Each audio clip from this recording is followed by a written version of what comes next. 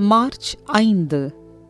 நமது அனுதின மன்னா ஊழியங்களின் வாழ்த்துக்களுடன் இன்றைய நற்செய்தி. தேவன் நம்மை அறிவார்.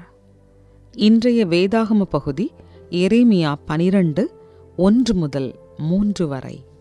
கர்த்தாவே, உம்மோடே நான் வழக்காடப் போனால் தேவரீர் நீதியுள்ளவராமே. ஆகிலும் உம்முடைய நியாயங்களைக் குறித்து உம்மோடே நான் பேசும்படி வேண்டுகிறேன். ஆகாதவர்களின் வழி வாய்க்கிறதென்ன?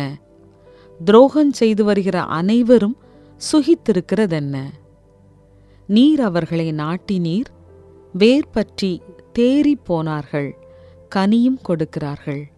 நீர் அவர்கள் வாய்க்கு சமீபமும் அவர்கள் உள்ளிந்திரியங்களுக்கோ தூரமுமாயிருக்கிறீர். கர்த்தாவே, நீர் என்னை அறிந்திருக்கிறீர், என்னை காண்கிறீர். என் இருதயம் உமக்கு முன்பாக எப்படிப்பட்டதென்று சோதித்து அறிகிறீர். அடிக்கப்படும் ஆடுகளைப் போல அவர்களை பிடுங்கி போட்டு கொலை நாளுக்கு அவர்களை நியமியும். குறிப்பு வசனம்: கர்த்தாவே, நீர் என்னை அறிந்திருக்கிறீர். எரேமியா 12:3. சமீபத்தில் மைக்கேல் ஏஞ்சலோவின் சிற்பக்கலை புகைப்படத்தை நோக்கியபோது அதிலுள்ள மோசேயின் வலது கையில் தசைகள் வீங்கி இருப்பதைக் கண்டேன். அந்த தசை முன்னங்கையில் உள்ள ஒரு மெல்லிய தசையாகையால் அதை ஒருவர் உற்று நோக்கினாலின்றி அதை கண்டறிய முடியாது.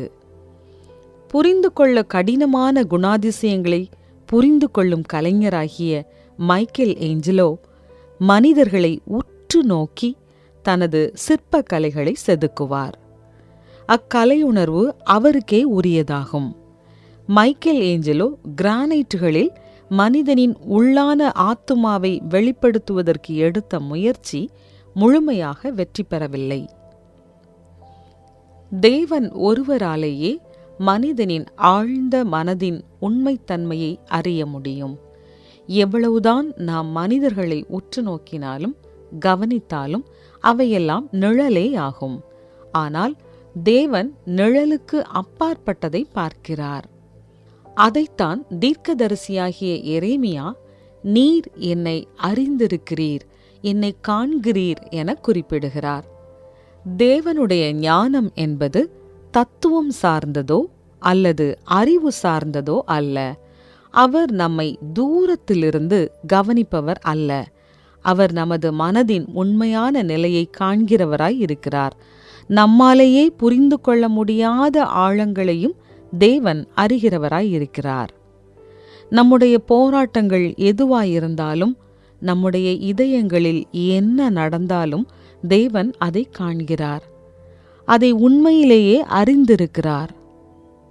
உங்களை தனிமையாக மற்றும் மற்றவர்களால் அங்கீகரிக்கப்படாதவர்களாக உணரச் செய்வது எது? உங்களை தேவன் அறிந்திருக்கிறார் என்பது உங்களிடம் எத்தகையான மாற்றத்தை ஏற்படுத்துகிறது?